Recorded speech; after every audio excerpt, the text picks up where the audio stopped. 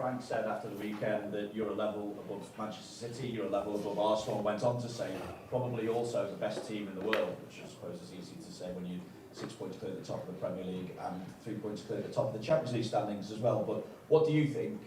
Are you the best team in the world at the moment? His opinion means definitely something to me because he's shown at Brentford how well he's done so many years for this club, and without spending crazy amount of money, just every time he's able to perform with his teams very good in the Premier League and make it so hard for every top 5, top 6 team to play against them. So his opinion definitely means something to me, but I think it's far too early for me to say these things. We have to face a lot of teams. Champions League format this season is also difficult. Can we judge the league table in the Champions League? Because every team faced different teams. So you can be lucky or not with the draw you had. I don't think we were lucky though, but so very difficult to judge the league table, but always nice to get compliments from a manager that has proven to be such a good manager here in the Premier League. Can I ask you again about Darwin as well, because everyone saw how happy the rest of the group was that he got those 2 goals at the weekend as well, but as you admitted on Saturday he could have been sent off as well. As a coach, do you quite know what you're going to get from Darwin all the time? How do you manage that? I'm almost happy that you asked me this question, because he would have been sent off after the 2-0, so that not everybody is saying that's why they won and they were lucky, blah blah blah. No, I can come up with a few decisions that went against us where we didn't get the points maybe, but let's not get into that. So then your next question was, because I only want to focus on that. No, I mean, do you quite know what you're going to get from Darwin all the time, and how do you manage that? I think it's with the most difficult in football is to find for a team, but also as an individual, to find consistency. And only a few players in the world are able to be at the same level every 3 days in a row. And then there's a big group of players that are able to play very good many times, but not every single time. And I think we have. He's one of the players that belongs to the group that is good many times. But next step for him would be nice if he can go into the bracket of the 5, 6, 7, or 8 players in the world that are every 3 days outstanding. And I do know we have also 1 or 2 or a few players that are every 3 days of a very high standard. And it's a nice challenge for him to go to that group of players as well. And you can pretty much secure top spot in the Champions League standings with victory. I mean, what importance do you put on finishing top of those Champions League standings before the knockout phase? The most important thing every time we go out there, especially in front of our own fans, we want to win a game. And with this new setup, you think that ending up number 1 is the best position to end up with, but because it's such a strange league table, because for example, I think I'm right, if I look at Paris Saint-Germain, every week I think they have the hardest team to face. So they are quite low on the table, which is not their quality, but they are low. So maybe if you end up number 1, you can face them. So then it's a disadvantage. So I'm not looking at the league table in a way of, oh, if we are number 1, we probably have the most easy team to face, because that is impossible to say, because of this weird format, or weird, I don't mean it in a negative way, but a strange format we are having now. So being on top maybe doesn't tell you that you're the best team, and being number 24 doesn't tell you that you're number 24 in terms of quality. It's a lot of has to do with the teams you've faced. So yeah, we want to win, but not from an idea about, that will probably give us then the best lead up for the rest of the campaign. Microphone that way. What do you think of Lille? Hang on, just wait for the microphone, please. Sorry, Hervé Bonneau from the team. What do you think of Lille performances so far in this Champions League? Are you surprised by the way they play and the teams they've beaten? I'm impressed. Not surprised, but impressed. Not surprised because I think it was 2 or 3 years ago that I played the current manager when he was at Rennes with my former club. And then I was impressed by the way his team played.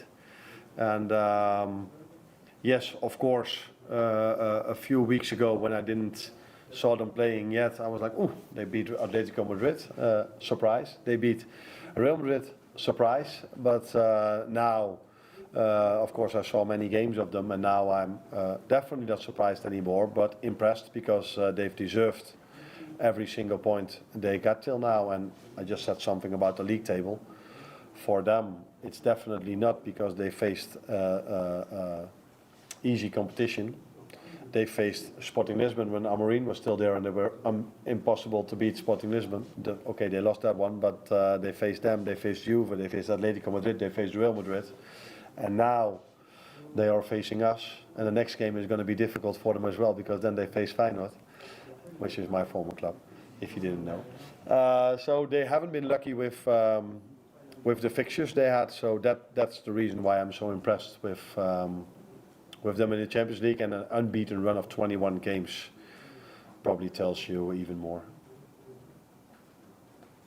Is that James?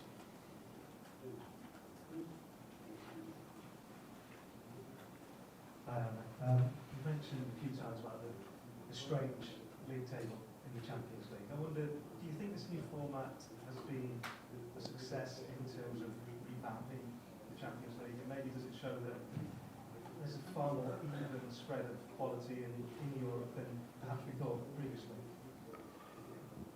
I said many times already, because almost every game you play Champions League, you get this question about what are your experiences about the new format. It's difficult to judge as long as the season is still going. I think one of the positives is, especially for the teams that are in pot 3 and 4, that they also face teams from their own pot. Is pot the way you say it? From their own, and that gives them a bigger chance, of course, to win games. So in the old format, it was 1, 2, 3, 4, and as a pot 4 team, you always face 3, 2, and 1. So it was not always easy to win a game. And now they have 2 games against equal opposition as well. So for those teams, I'm 100% sure they feel it's a step up. For the teams that were always in pot 1, I have to wait and see to give you an honest opinion what I would prefer. But what I've said, and that's what I mean, you cannot judge the league table and say, okay, this is the best team in Europe, this is the second best team, this is the third best team, because we haven't played against the same teams. And in a draw, that's in the FA Cup, League Cup, that's in every draw, you can be lucky or you can be unlucky with the draw you have. And that's why it's easier to win a cup competition than to win a league, because you can have the advantage of a lucky draw. Coaches?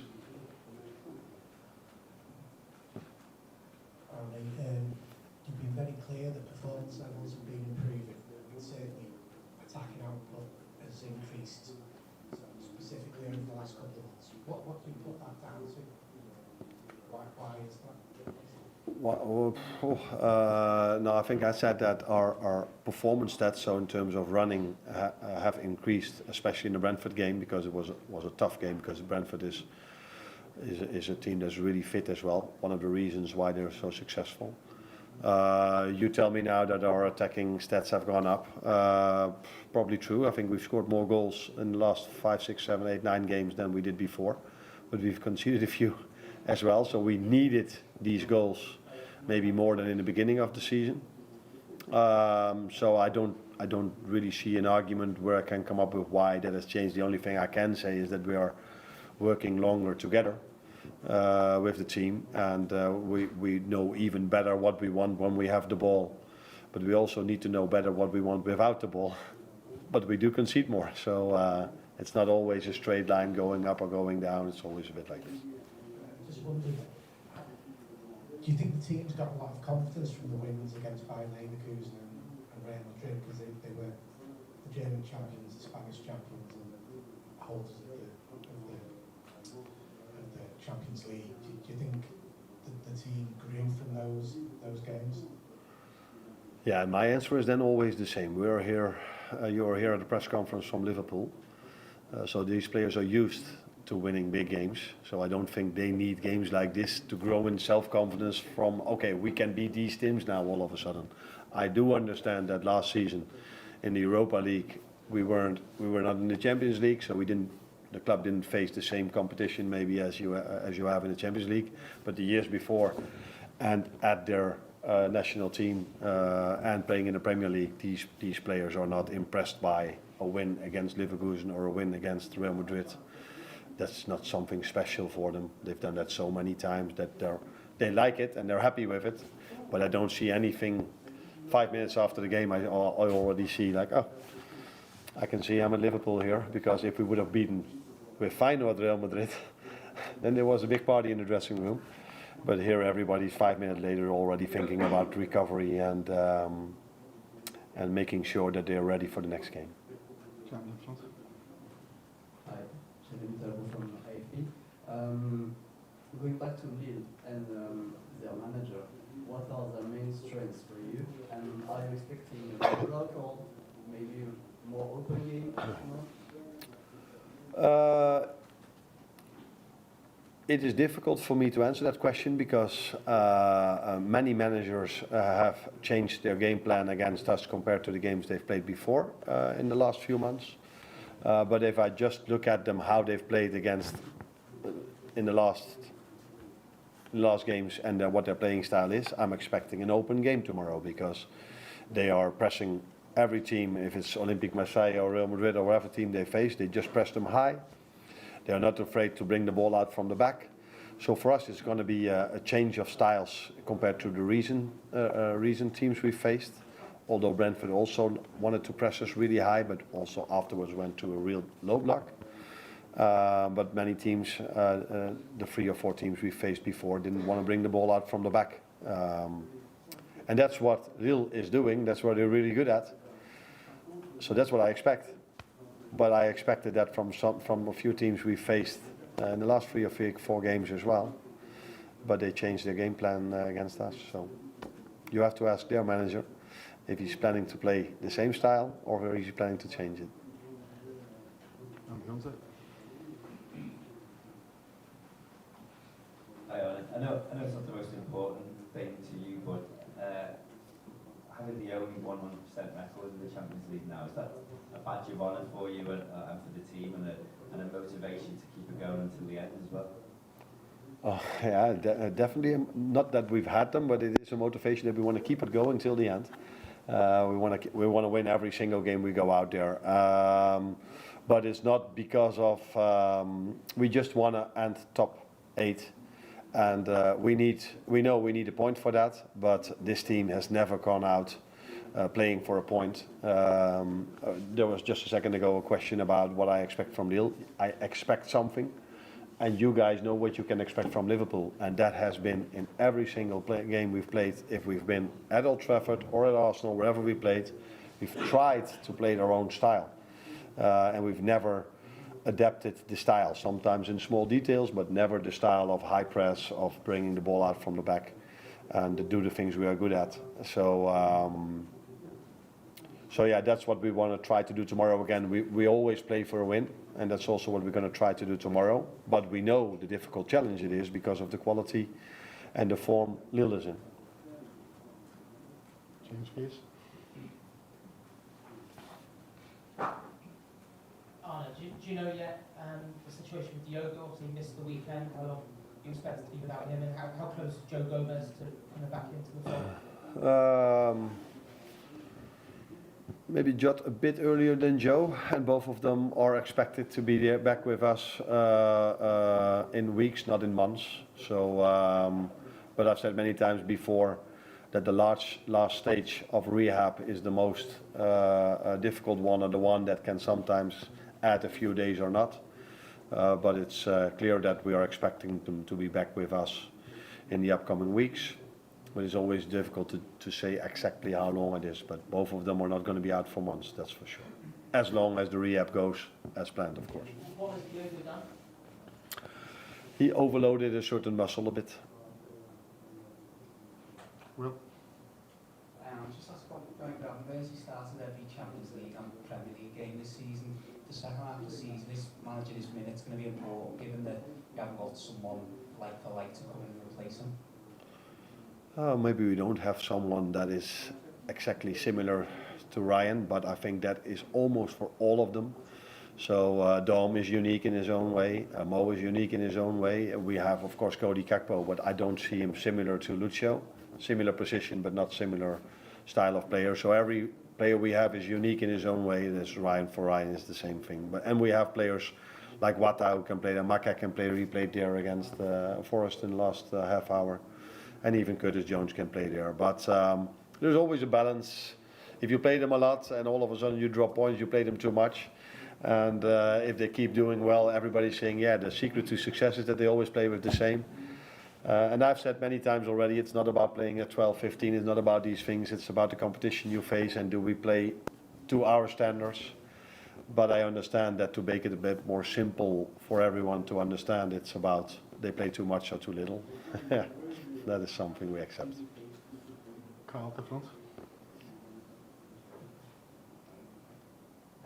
With Joko being out for a few weeks ago, you said, is this the opportunity Darwin needs for a bit of a longer running team on the back of the confidence he got from the weekend? I don't think it's the first time that he's in a situation like this. Even this season, he's been in a situation like this. Jota has been out when in the Chelsea game someone hit him so hard that he was out for 5, 6, 7, 8 weeks, I think. So that was a similar moment, and I know from the past that he's had a long run of games with Jürgen as well. But he is probably, as you guys say, in a good place now because he scored 2. And so yeah, of course it's simple. At the moment we've got 4 attackers that are top fit and able to start the game. And Darwin is one of them, and then the 5th one is Federico, and the 6th one is he's not ready to start 90 yet, in my opinion, but he's coming closer and closer to be able to do so. The reason why he isn't because he hasn't had many minutes yet, so it's not about him, it's about me not giving him so many minutes. So that's difficult for him then all of a sudden go from 5 minutes to 90 minutes. So yeah, that increases the chance for Darwin, of course, to get more playing time if one of the 6 is injured, and especially if it's a number 9. No. Hi, yeah, you mentioned there that Chiesa's still not quite at this level to be able to start 90 minutes. And obviously Liverpool were very cautious with Jota, trying to make sure he didn't come back too soon, and you still managed to break down. Does that situation mean you're more likely to be even more cautious with Federico, or do you think it's not necessarily one affecting the other? No, not one affecting the other. Every player is unique in its own way, and everyone has his own background, which I mean, Jota had a normal pre-season, not normal because he was at Euros, I think they were in the summer, yeah. So he didn't have a long pre-season, but he had a normal start with us where Federico didn't. Federico was a few times unlucky with when moments were there for him to play that he was ill or sick. And then I think we all also saw how difficult it is, with Jota is a great example of that, if a player has been out for 5, 6 or 7 weeks, to bring him back to that load of playing every single game 60 to 90 minutes, you have to be really careful with that if you don't want to go into another injury. And yeah, especially because there's no winter break, there's no time to give them during the week again, unless I have to play them with the under-21s, but I don't think a player like Federico Chiesa, Diogo Jota should play in those games. So that makes it hard if a player was injured to bring them back. And some players are so clear starters for me, I just give them their first minutes in the first team. One of them is coming immediately after me. Ibu Konate played 5 weeks out, played immediately against United, because he's such a vital part of our team. But unfortunately for Federico, he has Mo Salah in front of him, so he doesn't have the similar status or hierarchy as Ibu Konate had. So that makes it hard for us to build him up in the right way, but I'm happy that he had a good 30 to 45 minutes against Accrington Stanley, and although it was 5 minutes, he was part of the team that scored 2 goals, and he was really happy with it, what I saw as well. Well done. Thank you.